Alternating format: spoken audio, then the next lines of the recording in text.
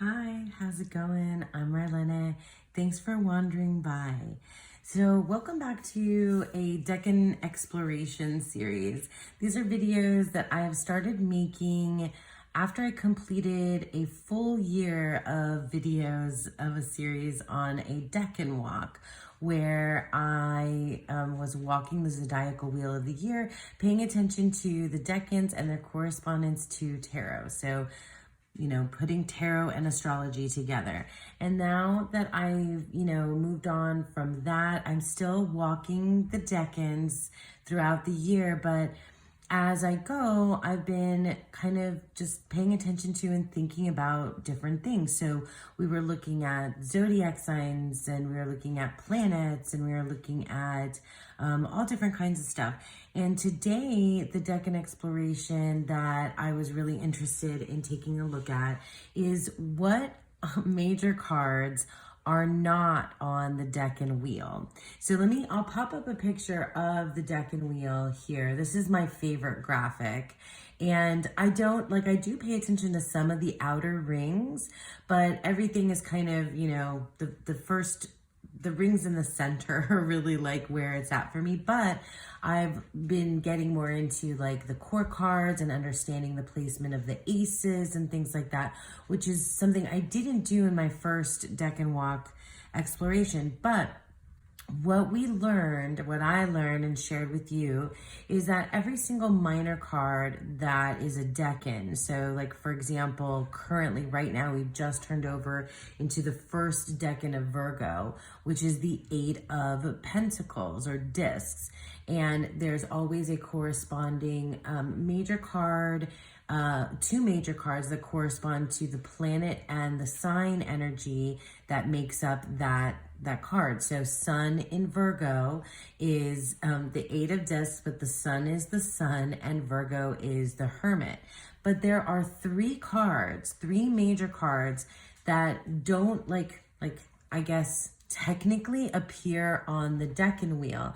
And I wanted to go through the correspondences, the astrological correspondences of the majors as laid down by the Golden Dawn, and explore what those are, and kind of give you, I'm sure that this exists somewhere else, but I've made a list of this like a zillion different times in a zillion different places.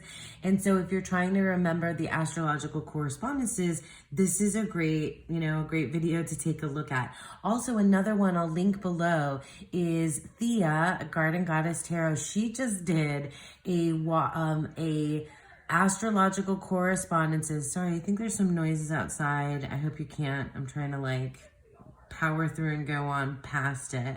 But in any case, Thea made a video about the astrological correspondences with the tarot majors, and use the Hellenic oracle to what she would pick from the Hellenic oracle, the Greek mythology oracle that she created that lines up. And it's just really good because a lot of the planets and signs have they have a mythological connection, which totally makes sense. Anyway, so that's another good one to take a look at, but we're just going to walk through it. And then at the end, what I really want to talk about are the 3 cards that are technically not on the Decan wheel because they don't correspond to a planet or a zodiac sign. Rather, they correspond to an element. So of the 22 majors, they either correspond to a planet, one of the 7 classical planets, a zodiac sign, one of the 12 zodiac signs, or an element. And our first guy, and this is according to the Hermetic Order of the Golden Dawn. So there are the planets, Uranus, Neptune, and Pluto. Yeah, Uranus, Neptune, and Pluto are not in the mix here. So some places you can see that the Fool corresponds to, I want to say it's Uranus. No, I don't know. I'm not going to say. I'm not sure which of the modern planets the Fool corresponds to, but I do mine kind of classically along with the Golden Dawn, and Western astrology. That's just kind of how I learned it. So that's like just what I'm sticking with. So anyway, in that system, the Fool corresponds to the element of air. So, the airy element, I guess in some ways, you could say that the air element is in there. It's in the Decan wheel because the sword suit, the entirety of the sword suit is the element of air. But there's no air in whatever, like Mercury or Sun in Virgo, for example. So it kind of sits outside, and I think that works for the Fool because the Fool kind of sits outside of the majors as well. But we'll talk more about that. Let me just go through all of them. So we're going to set aside the Fool because we're going to talk about him again. And by the way, this is a Thoth deck that I've trimmed.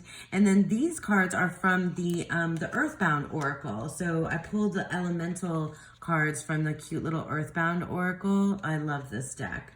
Anyway, so we have next up is the Magus or the Magician. And the Magician goes along with the planet Mercury. Now these cards, if you're curious, are from the Arcana of Astrology, Claire Goodchild deck. So these are from the Arcana of Astrology. So Magus goes with Mercury. So definitely appears, we work with the Mercury and the Magician a lot in the Decan walk. So that one is, that one's on the Decan wheel. So we won't be talking about him again later, but you can definitely make note. Next is the High Priestess, and the High Priestess corresponds to the moon. So I pulled out from the Arcana of Astrology, she has all different kinds of the moon phases, so I couldn't just pick one. So I kind of just grabbed them all to kind of flip through because the High Priestess is the moon, and I don't think I could pick any one. I don't know, maybe you guys could, because like the crescent moon is definitely, here, I'll just like put these here next to her. Like a waxing or a waning crescent is, what we see here. We see that with her on the, in the Rider-Waite-Smith version of the High Priestess as well. But in any case, yeah, the High Priestess, or the Priestess as we call her in the Thoth deck, corresponds to the moon. So she appears she appears on the Decan wheel matching with specific cards, with specific minor cards, right? Because the moon is there. All right, then we have the Empress, who corresponds to the planet Venus. And these are, so when we get to the zodiac signs are in order of how we go around the zodiac wheel of the year. So once we hit them, they go in specific order. Okay, so the Empress corresponds to Venus. That makes lots of sense. And then we have our Emperor, and here's where we start our zodiac signs. So the Emperor is Aries, and we have lots of, we have Aries is a whole that has 3 decans, that are associated with it. So any of these, it's easy to see the planet and it's easy to see the zodiac sign on the Decan wheel once you've been working with it for a while. But even if you haven't, it's good to just jot it down. Like I said, I have lists like this everywhere. So we've got I love how the colors are matching up here too, but it makes sense, right? And what was I saying? I don't even remember. Lists. I was talking about lists, then I distracted myself with colors. Anyway, the Hierophant is connected to the sign of Taurus. So Aries, Taurus. So now if you know astrology a little bit, even just a little bit, if you know the order of the zodiac signs, then you know what's going to be coming next. But some of the planets are peppered in throughout there. And then we also hit the elements. Okay, so we have the Hierophant for Taurus. And then this is my sign. It's the Lovers. And it goes with Gemini. So Gemini is associated with the lovers. Okay, moving along so I can get to the others. So we have Cancer is the Chariot. So the Chariot is associated with Cancer. I have some of my friends that are Cancers. They hate the Chariot as the sign, as the card for Cancer, because they don't see like the connection to water, because it is Cancer is a water sign. I mean, I guess, so yeah, I mean, like, I can't discount that the elements do, you know, play a part in here. I mean, I guess I can just, you know, if you go back and you look, we have, like, I'll just go back like this. Starting with the zodiac signs. So Aries is a fire sign. Okay? And so Emperor Aries, it is a fire sign. So the element is there for sure. Then we have Hierophant Taurus, and Taurus is an earth sign. And then we have the lovers, Gemini, and Gemini is an air sign. Because I brought it up, so I might as well do the thing on camera. And so then we have the Cancer card, or the Chariot, which is a Cancer, corresponds to Cancer, and that is a water sign. Okay? So, yeah, like I said, some of my friends who are Cancers don't really see that watery element of the Chariot, but I do. I mean, and you can watch my whole deep dive into the Chariot when we started out Cancer season in the Decan walk. But for here, we're just gonna kind of go through. Okay, I know I'm not in order for the Thoth deck because if you're looking at numbers, lust is not at 8, adjustment is, but we're just gonna do it this way because this is the order of the constellations. Well, they are constellations too, but the zodiac signs. So Leo is next on the wheel, right? So after Cancer season comes Leo season, and it is a fire sign. And the Strength card or the Lust card is the card that corresponds to Leo. All of these still very clear on the Decan wheel. They're the cards that I pull out to put on my Decan altar when we have, whatever in Leo. Like we just came out of Leo season, so it was the last one was Mars in Leo, and I would pull out the Lust or the Strength card to represent Leo. So that card, does appear like it feels more present in the Decan wheel, right? And then we have the Hermit, which corresponds to Virgo. I kind of liking how these, the colors are matching up. Isn't that really cool? And Virgo's an earth sign. So I'll put this guy here for Virgo. So yeah, Virgo is an earth sign. And so clearly, if it's a zodiac sign, we know where it appears on the Decan wheel.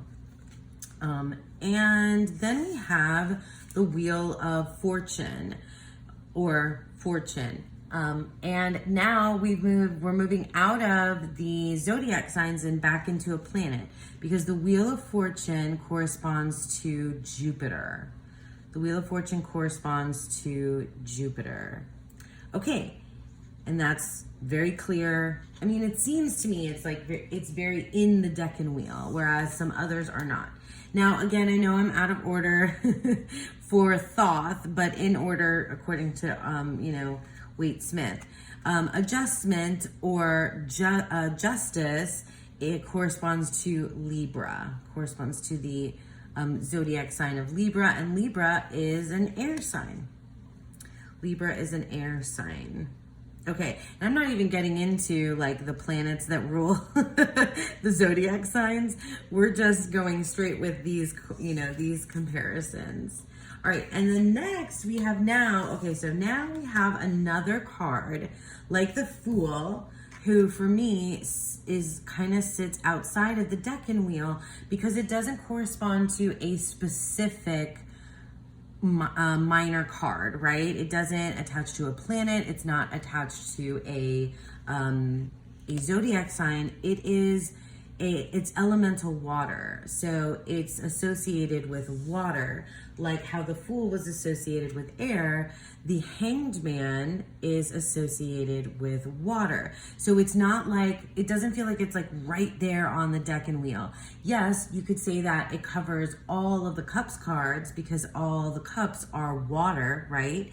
You could say that it works along with all of the water zodiac signs too, but that feels like bigger, right? It feels like something bigger. It's not as tied into one specific card as some of the other, as all of the planets and all of the zodiac signs are. So we're gonna put the Hanged Man aside, like the Fool, because I want to talk about that more, like what that means to me and what they have in common. But we'll get there. Stay with me and we'll get there.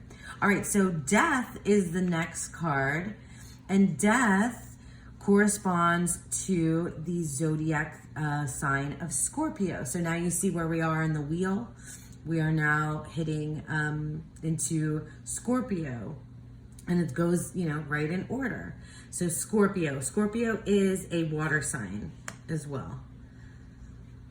So sometimes I think of Scorpio as a fire sign, but it's not. Scorpio is a water sign. Okay, so then next we have art or temperance, and temperance corresponds to Sagittarius. I really enjoy Sagittarius is such a cool card to me because it's also like my opposite on the zodiac wheel. So Geminis and Sagittarius are like directly across from each other on the zodiac wheel. Anyway, Sagittarius and the art card, the temperance card, the alchemy card, if you will. And Sagittarius is a fire sign. Very fiery folks, those Sages. Okay, so Sagittarius. And then we have, up next is the Devil. And the Devil corresponds to the zodiac sign of Capricorn. So this might be old news to many of you. I mean, many of you have probably already studied astrology and know these specific correspondences, but some of you, this might be new and it might be a great place for you to like make notes and like visually, see it. Maybe it'll help you stick into your brain. And then we have, so Capricorn is an earth sign. Capricorn is an earth sign, right? Yeah, Capricorn is an earth sign. And then we have, the Tower. And the Tower is, now we're going back into one of the planets. So the Tower corresponds to Mars. I freaking love these cards. This Arcana of Astrology is like my astrology deck. Like I had others that I got rid of. And I might get another one just because I like the Black Moon Astrology because it has the motto for each of the signs, for each of the zodiac signs, and I like to kind of want to have those to memorize it better. But the aesthetics and also that it doesn't have any keywords on it, that it just has the name of the planet, the sign, or whatever it may be, stellar body. Anyway, Mars goes with the Tower. Mars and the Tower are connected. Okay, and then we have the Star. Oh God, this is like such a beautiful card. The Thoth Star card is probably my favorite star card. So Star goes along with Aquarius. Star is connected to Aquarius. Okay, sorry. Sean came in and I didn't hear him. You might have heard him coming up saying, hey. Well, not like that. He was like, hey. Anyway, the Star card goes with Aquarius. And Aquarius, even though it seems like it's the the cupbearer, right? The water bearer. Aquarius is an air sign. Aquarius is also an air sign. I'm starting to lose my light, so I'm going to try to go through it a little bit faster, but we'll see. So then next we have the moon. And you would think that the moon corresponds to the moon, but it actually does not. We saw that the high priestess corresponds to the moon. The moon corresponds to the zodiac sign Pisces. So the moon corresponds to Pisces, and Pisces is a water sign. Pisces is a water sign. Okay, and then next we have the sun. Now this one is a no-brainer because the sun does correspond to exactly what you think it corresponds to. It corresponds to the sun. I love this deck so much because it feels like it's like moving, undulating. Do you get that vibe from the sun when you look at this? Yeah, it looks like it's undulating to me like that. You know, that like when you look into the flame. But anyway, the sun goes with the sun. So that is easy enough to remember. And then now again, we have the Aeon or judgment in the Waite Smith. So judgment or the Aeon, I always never know, whatever. That corresponds to elemental fire. So now again, we have this card that kind of, for me, lives a little bit like in a bigger outside space from the Decan wheel. I mean, like it's in there, but it's out. It's in and out. It's like everywhere in it, but it's also outside of it. It doesn't have like a specific minor card or specific minor cards in general that it goes along with. I think the dog is barking. So we're going to take the Aeon or the judgment card, if you're like playing this game with me, and I'm going to put it aside. So if you're like lining up, if you have an astrology deck and you're, you know, any tarot deck, you can do this. You can line them up, and a lot of decks also have, you know, the four elements in there as well. Okay, and then so lastly we have the universe or the world card, and the world card goes with Saturn. The world card goes with Saturn. And now you might have been thinking, well, we have these three cards that have elements, right? The Fool is air, and the Hanged Man is water.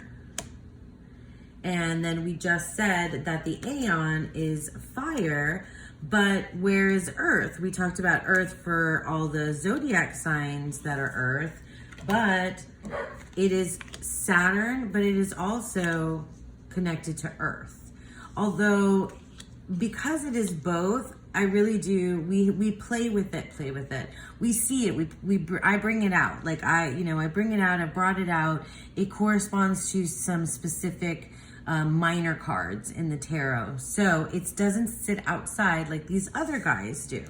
So let's look at those cards again now. And I just wanted to kind of share with you like some of my ideas about it, right? So we have the Fool, we have the Hanged Man, and we have the Aeon or judgment. And then they correspond to these specific elements. So we have elemental air, elemental water, and elemental fire, right? So why I wonder, these are like, why are these the elements?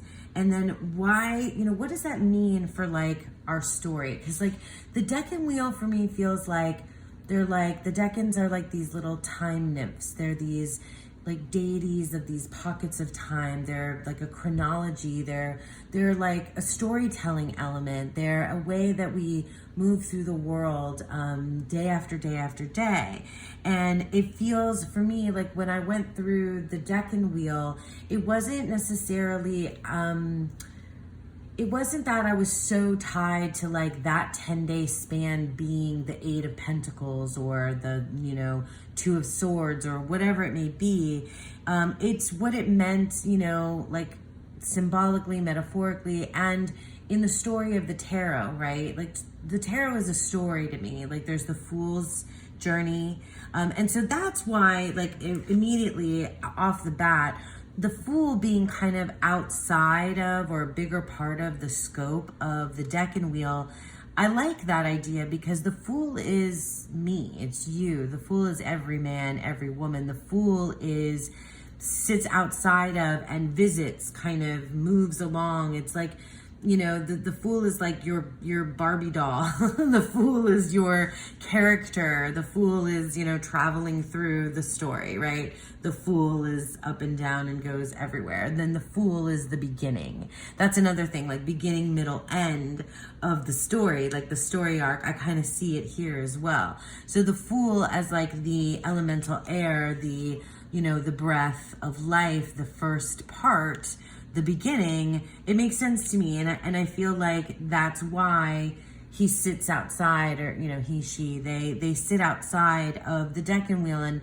live inside it and breathe everywhere in it, but they're also kind of outside and looking in, or traveling through it, or traveling up and down the, you know, the tree of life in the Kabbalah, which is another big part of the tarot, or it's another like esoteric layer to the tarot that I'm learning, or have been learning and keep going back and forth with.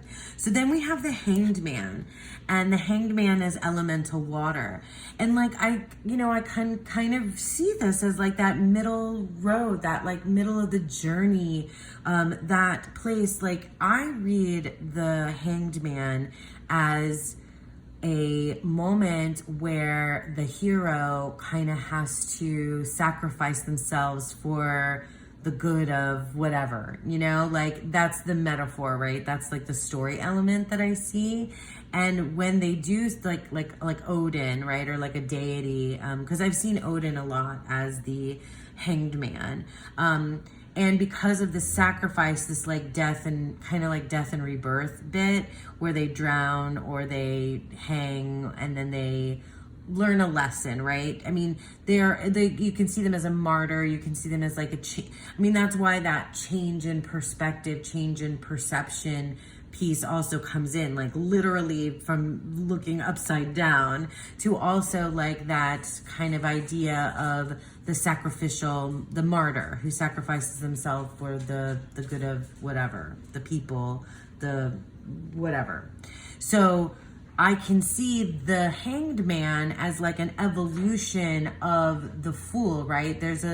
You hit that part in the story where you have to make a choice, where you have to change your perception, where you have to like, I don't know, drown, right? Like metaphorically, like go under water, and then be reborn again, right? Sort of. I like that idea a lot. And so that makes sense to me too. This feels like an evolution, right? And so like baptismal water, right? The breath of life. I love all this kind of stuff. I know maybe it sounds like a little bit like, I don't know, like religious overtones, but there's a lot of, there's a lot of, you know, Catholic, Jewish mysticism, Christian mysticism inside the cards as well. But in any case, okay, so I got interrupted, but I think where I just left off on was, I think I was talking about mysticism and, the Hanged Man. Yeah, just because of that, like, sort of, like, you know, cycle of the martyr or the deity, you know, like the Christian, like Jesus story, or even like Osiris. I think it's Osiris. That's a similar story. You got Odin, you got that kind of thing in there, but on a just a regular, like you and me human level, just the beginning, the middle, and then the end. But there you have this like rebirth, reborn, drowning and coming, baptism of water piece here. And then in the end, we have the Aeon, or the Judgment card, which is elemental fire. So if we were talking about like the part of the story where you were baptized by water, gained a new perspective, or sacrificed yourself for the greater good. Here you've like Lisa likes to say, I think I definitely got this from Lisa Pepez, that the Judgment card or the Aeon is a level up. It's like your call. You're being called to level up, to be better. And I think that's a little bit like of a bigger, maybe the climax and the denouement of the story all come through here in a baptism of fire. In the Aeon, we see like the Aeon are ages, like they're epics, they're like ages in time, and these represent the new, like the next age of humanity, and moving on and moving up and moving forward. I mean, I'm simplifying it, just for the moment, but like the Judgment card kind of feels that way too in the Waite Smith, where it's it's a resurrection. Like this is a sacrifice. You might, and this would be maybe the resurrection. This is the sacrifice part, and this is like the resurrection part. Like the new you, like baptism through fire, the end of the story, the next level, the next place that you're going, you're spinning on the Decan wheel and then floof, like it's the next time it's the times in between, like the from the start to the finish, right? Like the unnamed kind of spot in the time. Does that make any sense to you guys? I'm probably just like waxing poetic or whatever here, but I get it. Like I think it's really cool when I think about what these cards mean next to each other, like the connections I can make between these cards and their elements and their connection to the rest of the astrology that comes through in the majors. But these on the Decan wheel, they're everywhere in there. They permeate throughout because they're like us. They're like, if you imagine like us in our little footsteps walking that Decan wheel day after day in our lives, which is what we are doing. Whether you're paying attention to it as a Decan wheel or not, you're walking through the days, the time, and it's us, and it's our beginning, our middle, and our end, our breath of life, and our sacrifice, drowning, our martyrdom, right? Our moment of like change, our perspective, like what you have to go through, like one of those pieces, right, of the hero or heroine's journey or whatever. And then the kind of climax and end here with the Judgment, right, the Aeon, the baptism through fire, the next level, the new, what's new, like what is, we are reborn in what is new. What has, like the phoenix, like the fire, the phoenix rises again from the pile of ashes. And what are they now, right? What are they now? And then, I'm sorry, my dog is barking. And then of course, Earth is hanging out here because I feel like they all just kind of live on Earth, right? We live on Earth. And so it just sort of is, I keep moving it. It just sort of is always just there, right? The Earth, because that's home base. And this is like, where we travel. Because Earth is there. But yeah, I don't know, like I just wanted to pop on. I know it's been a little while, and I'm still around and I'm doing okay. And I just wanted to pop on because this is what I was thinking about. I was thinking about these cards not really technically on the Decan wheel per se, but wholeheartedly permeating the entire Decan wheel in every kind of way, and also being like a metaphor for us people. And I thought maybe you guys would like that too. So let me know what you think. If you think of any other like very clear connections between the Fool, the Hanged Man, and the Judgment or Aeon card and their elements, let me know what you think, and if you found this helpful for putting together those tarot and astrology associations. That's one of the things I like to do, make things kind of have a reference video for you to return to. And yeah, thank you so much for sticking with me. I hope that you all are doing well, and I hope that you all have a beautiful, wonderful day. Bye.